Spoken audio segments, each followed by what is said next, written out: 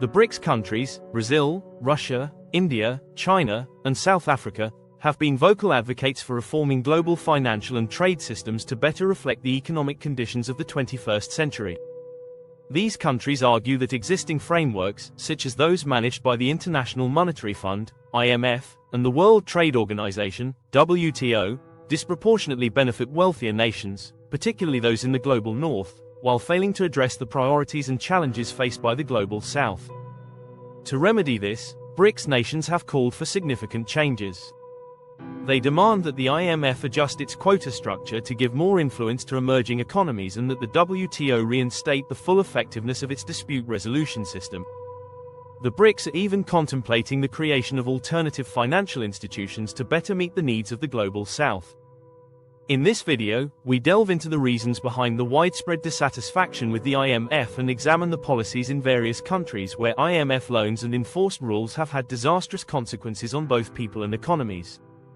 In January 1977, Egypt faced severe social unrest, known as the bread riots, after the government decided to reduce subsidies on essential food products to secure a loan from the IMF. This move resulted in dramatic price increases for staple goods like bread, sugar, rice, and cooking oil. The price hikes triggered widespread protests and demonstrations across major urban centers such as Cairo, Alexandria, and Suez. Workers, students, and citizens clashed with security forces, leading to violent confrontations. In the aftermath, 80 people were reported dead, with hundreds more injured and arrested. Ultimately, the government was forced to reverse its decision and restore the subsidies, a sign of the immense pressure IMF-driven policies can put on social stability.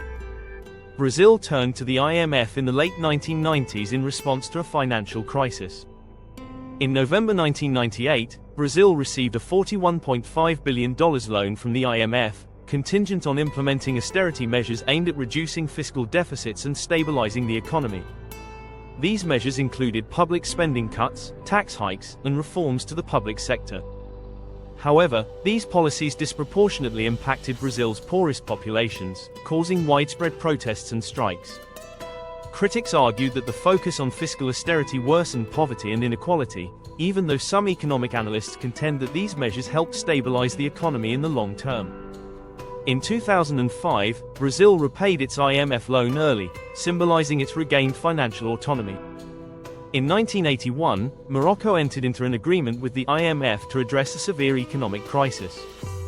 The IMF recommended significant austerity measures, including cutting subsidies on basic goods such as flour, sugar, oil, milk, and butter.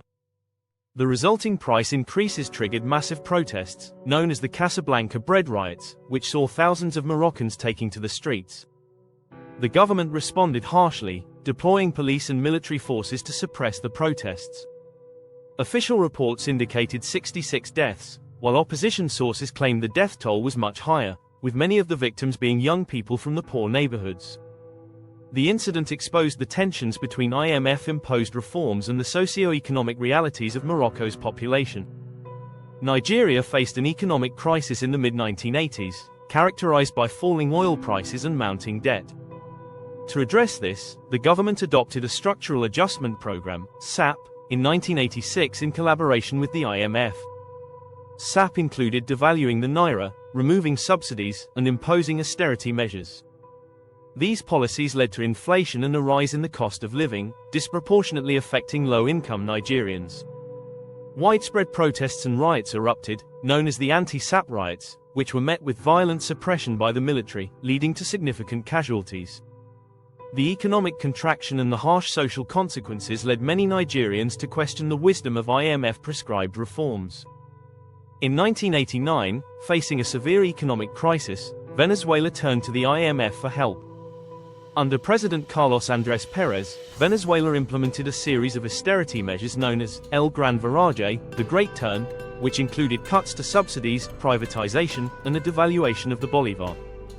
These policies sparked violent protests, known as El Caracazo, which led to riots, looting, and widespread violence in Caracas and other cities. Estimates of the death toll vary widely, with official figures reporting 277 deaths and some independent estimates suggesting between 2,000 and 5,000. The Caracazo severely undermined public trust in the political establishment and contributed to the rise of Hugo Chavez, who would later become president and pivot away from IMF-style economic policies. In 1997, Indonesia was severely impacted by the Asian financial crisis, leading to a sharp depreciation of its currency, inflation, and widespread economic hardship. The government turned to the IMF for a bailout, which came with stringent austerity measures. These included fuel price hikes and the removal of subsidies, which sparked widespread unrest.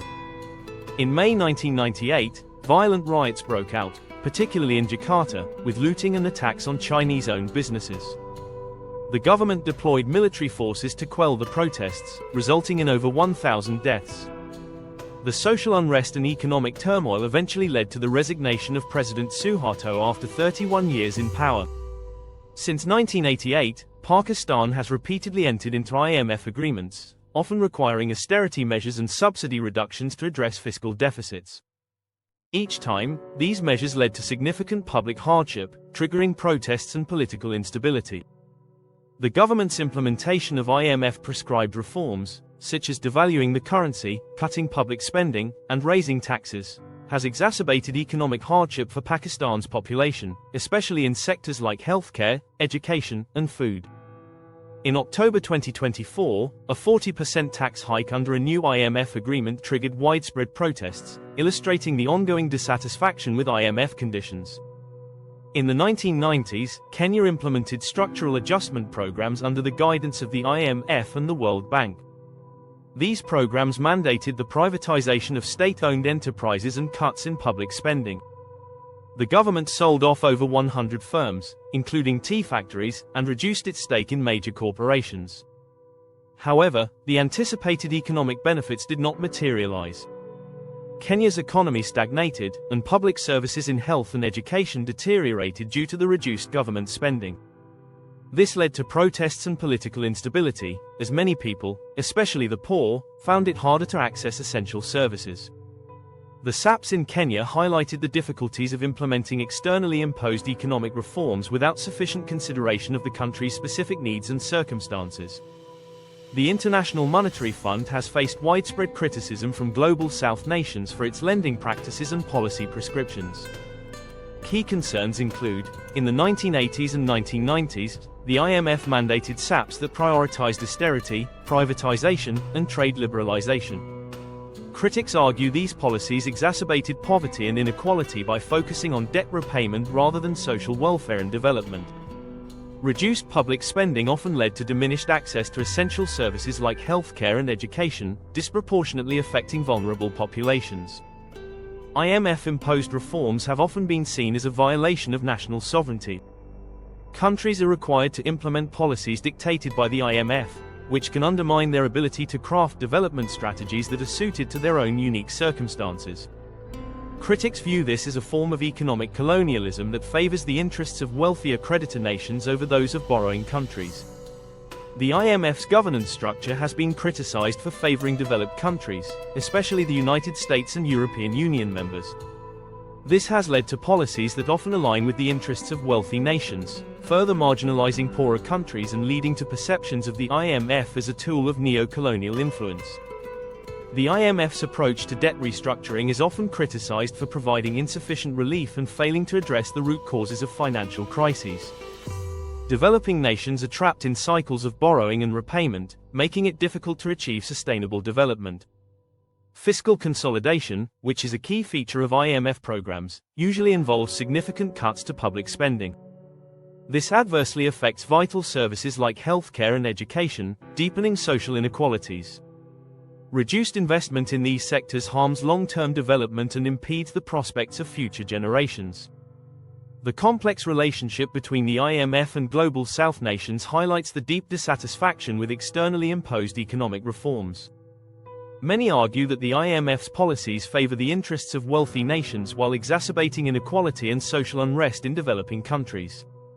As the BRICS and other emerging economies press for reforms to create a more equitable global financial system, the experiences of countries like Egypt, Brazil, Morocco, Nigeria, Venezuela, Indonesia, Pakistan, and Kenya serve as poignant examples of the social and economic costs of IMF policies. The call for a new economic order, one that respects national sovereignty and prioritizes inclusive, sustainable development, is louder than ever. Thank you for watching this video, and we appreciate your engagement. If you found this content helpful or thought-provoking, please like and subscribe to stay connected.